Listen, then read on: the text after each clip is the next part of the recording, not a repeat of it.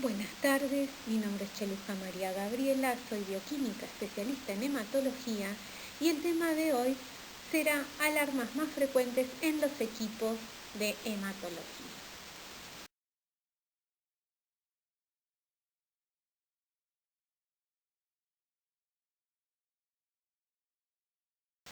En la actualidad, la hematología ha evolucionado desde métodos manuales a automatizados. Con el desarrollo de las nuevas metodologías de medición, entre las que podemos nombrar impedancia, dispersión óptica, radiofrecuencia, citometría de flujo, fluorescencia, tecnología BCS, MAP, PANDA y espectrofotometría, cabe preguntarnos, ¿es necesario la revisión de todos los extendidos? ¿Tenemos criterios de revisión de frotis uniformes en el laboratorio? Los procedimientos en el laboratorio nos aseguran la uniformidad en el informe del hemograma entre todos los profesionales del sector. Hoy por hoy no es lo mismo un laboratorio que procesa 60 muestras por día a un laboratorio que procese 1200 muestras por día. En este último, la optimización de la tecnología nos ayuda a reportar resultados confiables en la menor cantidad de tiempo, cumpliendo con los requisitos de TAT impuestos por el laboratorio y trabajando de forma segura, asegurándonos de ver todas las patologías importantes. Tenemos que mencionar que en el sector más del 50% del tiempo es utilizado en la revisión del frotis de sangre periférica. Esto implica que no solo se invierte tiempo en el procesamiento de las muestras, sino en el control de los datos emitidos por los autoanalizadores hematológicos. Los errores no detectados a tiempo poseen impacto en la toma de decisiones médicas y es ahí donde el profesional bioquímico capacitado adquiere importancia relevante.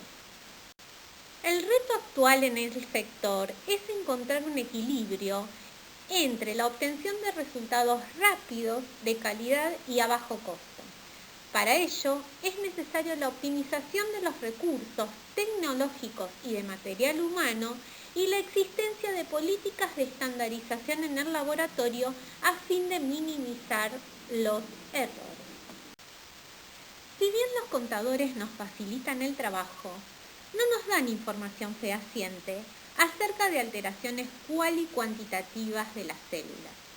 Nos dan aproximación de la existencia de interferencias en los conteos, pero hay que tener en cuenta que el frotis es el único que nos permite caracterizar las alteraciones de glóbulos blancos, rojos y plaquetas que pueda presentar el paciente. Esto contribuye al diagnóstico de patologías y a la evolución de las mismas. Es por eso que cada laboratorio debe establecer, para una unificación de criterios, los parámetros mínimos de revisión de frotis. Existen organismos que estandarizan estos criterios, como el Consenso Internacional de Estandarización en Hematología, la Sociedad Internacional para Laboratorio de Hematología o el Instituto de Estándares para Laboratorio Clínico, por ejemplo. Estas son normas, en algunos casos como la ICSH de libre acceso, y otras son guías abonadas como la CLCI, que el laboratorio puede consultar para establecer los criterios de revisión. No nos vamos a detener en las tecnologías de medición, pero acá les coloqué un cuadro resumido de las principales marcas de equipos y la tecnología que utilizan para medir los distintos parámetros. No vale la pena describir cada uno porque en el servicio, según el equipo que tengan, les conviene consultar el manual. De todo esto quiero destacar un par de cosas. La línea Sysmex es la única que mide el hematocrito, por lo tanto es la única que calcula el volumen corpuscular medio y este último estará influido por la concentración del sodio del paciente. La línea ADVIA realiza el diferencial por mieloperoxidasa. Si bien es el diferencial mucho más exacto que cualquiera de los otros equipos, son equipos que no pueden resolver muestras de pacientes con baja expresión de la misma. La línea Sysmex realiza el conteo de plaquetas por óptica y por fluorescencia, lo cual hace el recuento muy fiable, sobre todo en plaquetas bajas, en el rango de plaquetas bajas.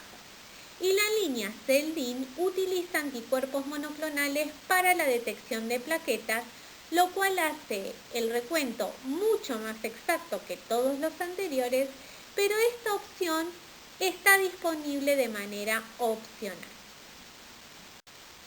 Para que la información dada por el laboratorio de hematología sea fiable, es necesario evaluar interferencias preanalíticas entre las que podemos mencionar la presencia de coágulos, hemólisis, lipemia, ictericia y volumen adecuado.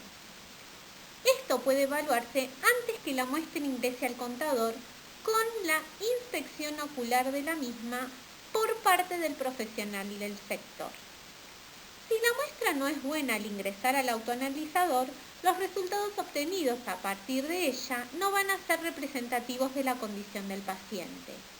Se deberá obtener una nueva muestra y recitar al mismo con el consiguiente trastorno emocional y físico, circunstancia que queremos evitar.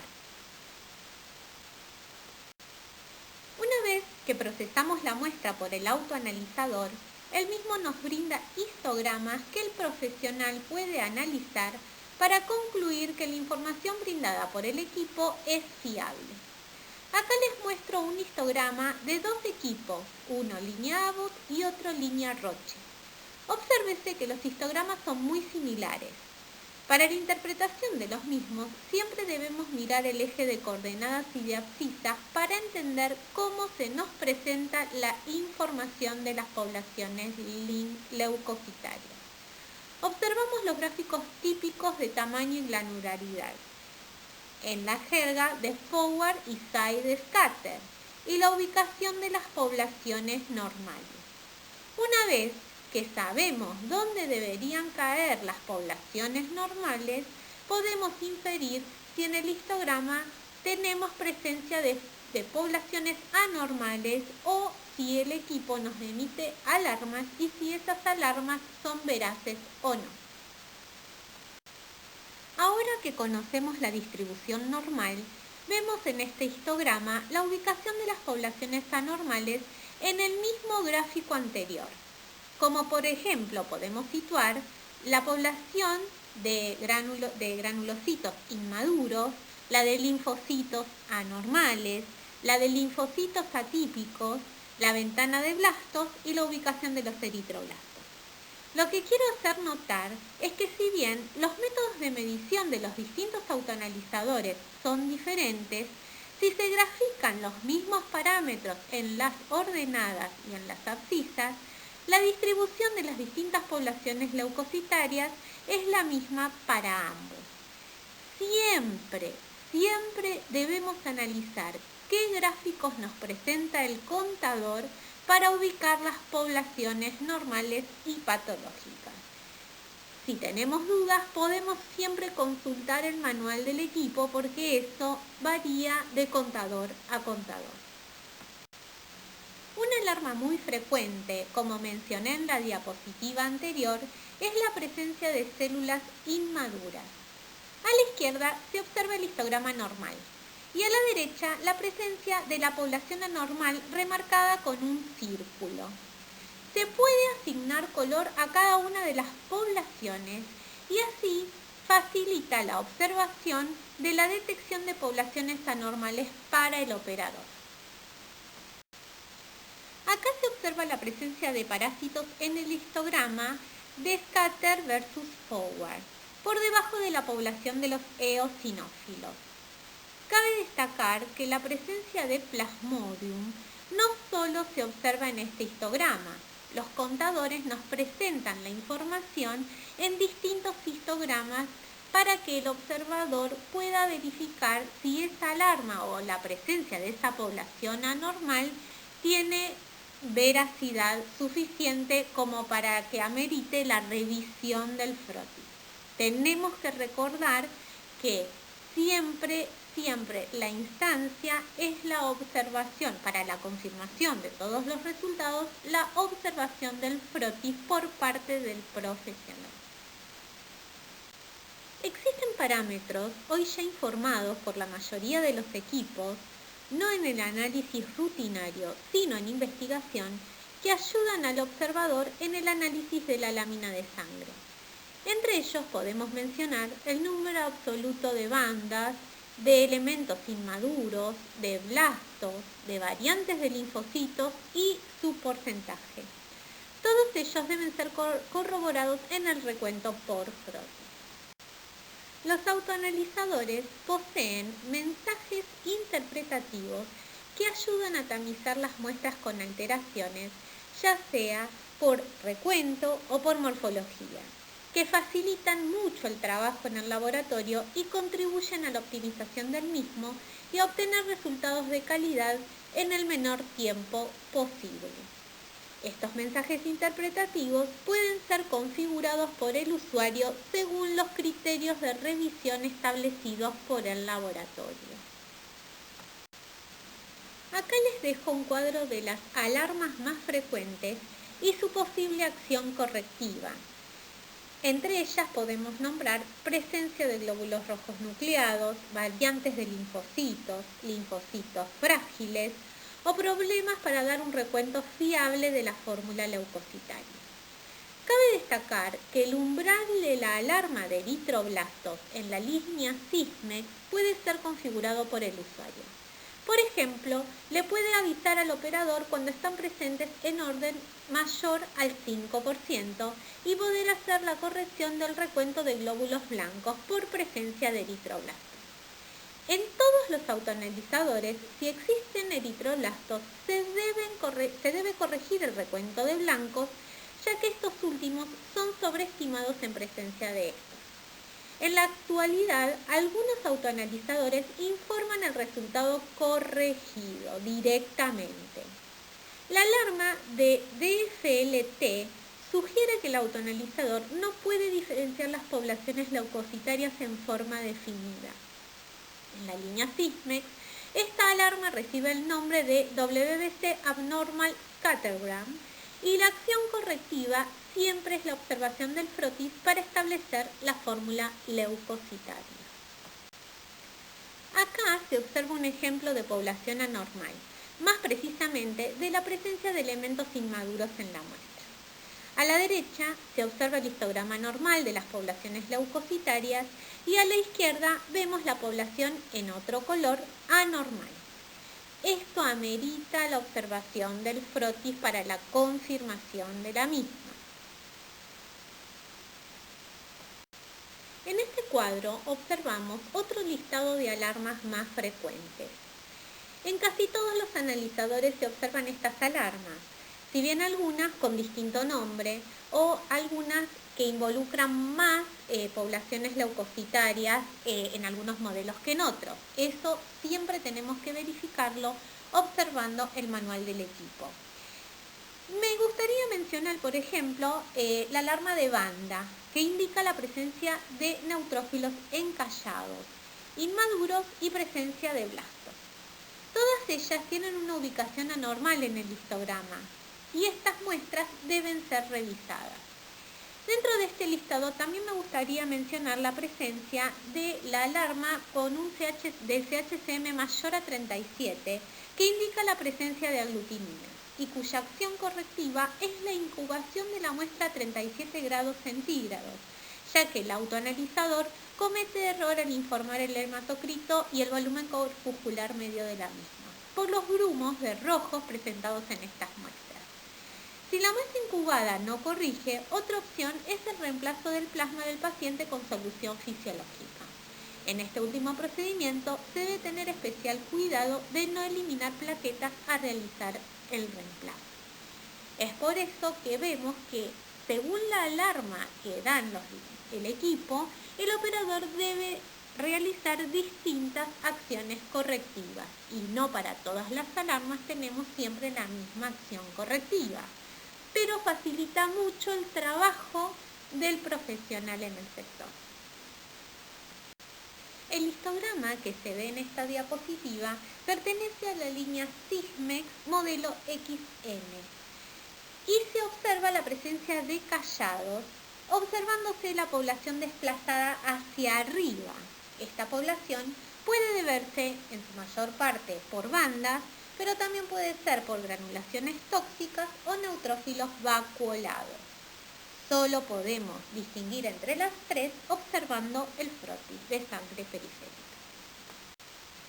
Acá seguimos viendo el listado de alarmas importantes a tener en cuenta para la revisión del frotis, como son la presencia de variantes de linfocitos, que cobra particular importancia en pacientes con mononucleosis infecciosa o dengue, por ejemplo. También tenemos la alarma de distribución anormal de glóbulos rojos, que nos indica la presencia de doble población o alteración en el tamaño de los mismos, como puede ser en pacientes transfundidos. O alguna interferencia en la parte inferior del histograma, que no siempre se debe a una población anormal, sino que, por ejemplo, puede deberse a un diluyente en mal estado. Entonces se ven como partículas que ensucian el histograma en la parte inferior. Observamos aquí la presencia de linfocitos atípicos en el histograma.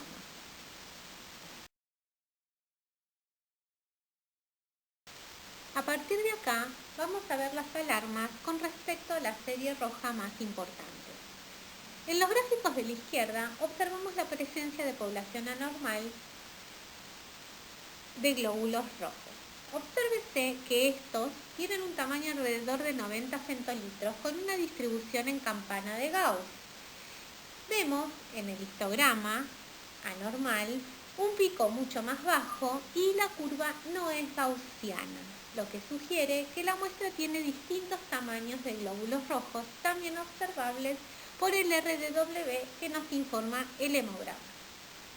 A la derecha podemos apreciar dos picos en el histograma anormal, lo que sugiere la presencia de doble población de rojos, frecuentemente visto en pacientes transfundidos. Ambos casos exigen la revisión del frotis para la descripción de las alteraciones morfológicas de la serie roja, tanto en tamaño, forma y color. Cada parámetro puede orientar al médico acerca de la patología del paciente. Acá observamos la descripción de las alarmas relacionadas con plaquetas. Las más frecuentes son las de plaquetas agrumadas. En cada una de ellas les dejo la acción sugerida por parte del fabricante para corregirlas. En el caso de plaquetas en acúmulos, es necesaria la revisión del frotis para no informar por error un resultado falsamente disminuido. Otro ejemplo de alarma de plaquetas es la no visualización del resultado del volumen plaquetario medio. En este caso, es necesario buscar la presencia de macroplaquetas o megaplaquetas. La importancia de esta detección radica en que las macroplaquetas en general son no funcionales. Son esos pacientes que se presentan con petequias aunque el recuento de plaquetas sea normal. Las alarmas de esta diapositiva pertenecen a la línea Celdin de la serie blanca. Estos autoanalizadores realizan la distinción entre la lectura pura de blancos y la presencia de núcleos celulares llamados NOC. Estos autoanalizadores establecen que las lecturas de NOC y WOC deben ser muy similares. Si son discordantes, se debe a la presencia de eritroblastos en la muestra y da una serie de algoritmos y de acciones correctivas a seguir según como sea la alarma. Si la lectura de WOC es mayor que la de NOC, existe alta probabilidad de eritroblastos. Entonces, el fabricante establece que se debe pasar la muestra en modo eritroblasto y se debe corregir el recuento de blancos según la presencia de eritroblastos. Si la alarma que emite es la de WOC, significa que el valor de NOC es mayor que el de WOC. Entonces, se debe reportar, según el fabricante, el valor dado por el WOC una vez confirmado por Frotis.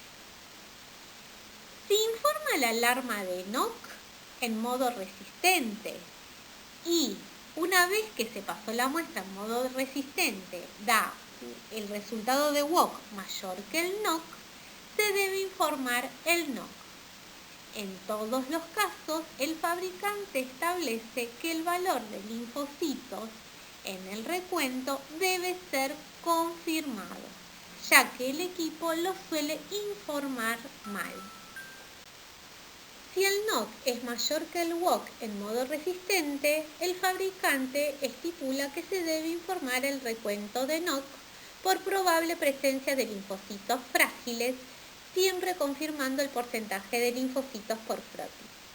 Quiero destacar que este algoritmo solo lo presenta la línea CELDIN de Abbott. No todos los autoanalizadores siguen este algoritmo, pero es necesario conocerlo si en el laboratorio donde trabajamos tenemos este tipo de instrumento.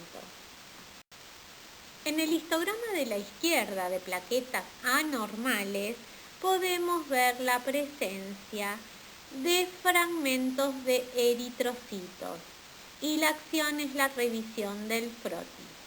Véase que del lado derecho tenemos el histograma comparado de plaquetas normales.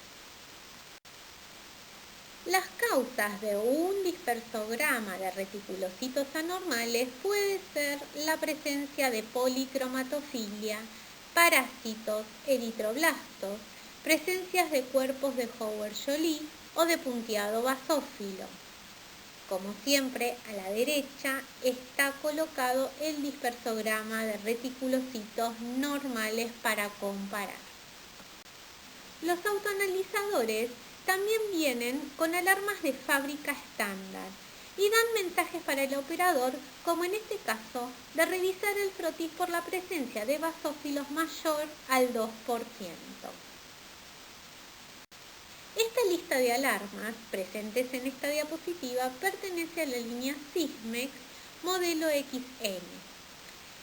De todas las alarmas debemos mencionar que la más importante o la más peculiar es la presencia de un CHCM alto por presencia de crioaglutinina, pero también particularmente en la línea de los XN se debe a la interferencia por sodios bajos por debajo de los 125 miliequivalentes por litro.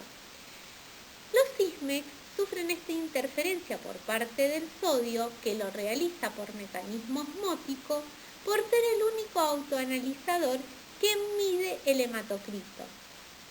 Hay que tener en cuenta que si no tenemos esta línea, la interferencia del sodio en el recuento del hematocrito es muy poco probable.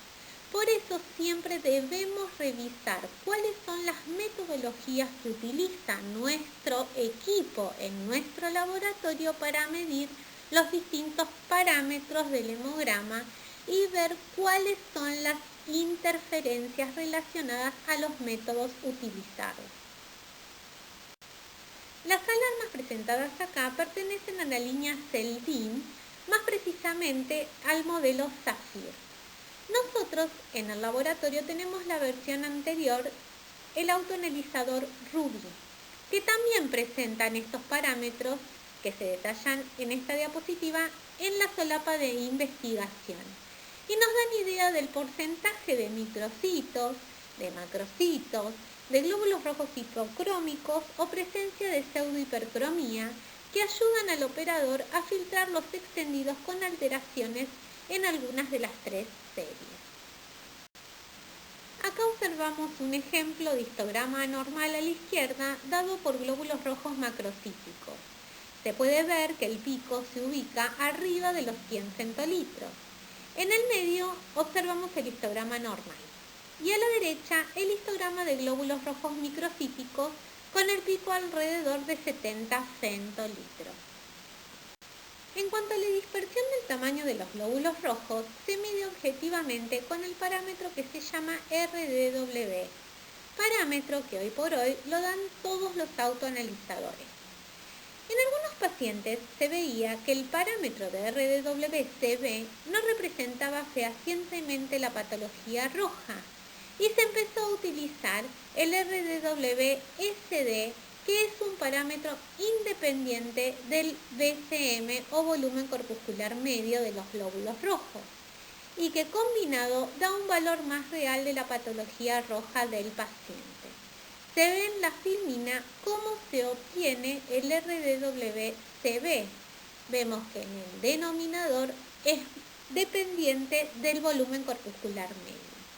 El RDW-SD se independiza del valor del VCM y se obtiene de la curva del ancho de distribución de los glóbulos rojos entrando por el 20% de la curva de Gauss. Conclusión, el RDW-CB no siempre refleja el verdadero estatus de los pacientes en cuanto a la morfología roja, y es imprescindible observar el frotis del paciente. Este histograma representa un paciente transfundido con doble población. Obsérvese los dos picos de la curva en el histograma de rojo, que representa una, la población del paciente, y otra, la población de glóbulos rojos normales que recibió por la transfusión. Acá se observa un histograma normal de plaquetas a la izquierda y a la derecha un histograma totalmente alterado con ausencia de plaquetas. Representa un paciente con plaquetopenia. Acá se observa la presencia de plaquetas inmaduras. No todos los autoanalizadores nos dan esta información. Por eso es importante leer bien el manual para individualizar las alarmas que nos presentan cada tipo de autoanalizadores. Particularmente estos pertenecen a la línea Sysmex. El hallazgo de estas es importante para diferenciar los pacientes con púrpura trombocitopénica idiopática o plaquetopenia de origen autoinmune. En el histograma de rojos también se puede observar la presencia de agregados plaquetarios. Podemos ver que más de un histograma nos puede dar la misma información confirmándola. La presencia de agregados plaquetarios informados por el autoanalizador deben ser confirmados en el frotis. Su presencia indicaría que esas plaquetas, en vez de ser bajas en número, probablemente sean normales. Las causas por las cuales se producen estos agregados plaquetarios pueden ser diversas. Entre las más comunes puede ser una extracción dificultosa o la autoaglutinación de plaquetas por ERTA. Si este es el caso del paciente, este último caso, se puede optar por obtener la muestra para realizar el hemograma con otro anticoagulante que no sea el ERTA. Los autoanalizadores también informan otros valores relacionados con las plaquetas, como son el ancho de distribución plaquetaria, el volumen plaquetario medio o el plaquetocrito. Todos ellos nos ayudan al diagnóstico de alteraciones plaquetarias, como por ejemplo el diagnóstico o la presencia de macro y megaplaquetas, la presencia de plaquetas grises, etc. Hasta aquí hemos visto las alarmas más comunes que se nos pueden presentar en la mayoría de los autoanalizadores. Espero no haberlos aburrido y espero que la charla les haya servido. Desde ya, muchísimas gracias por su atención y les dejo la bibliografía de donde obtuve los datos por si alguno quiere ampliar lo que se vio en esta clase.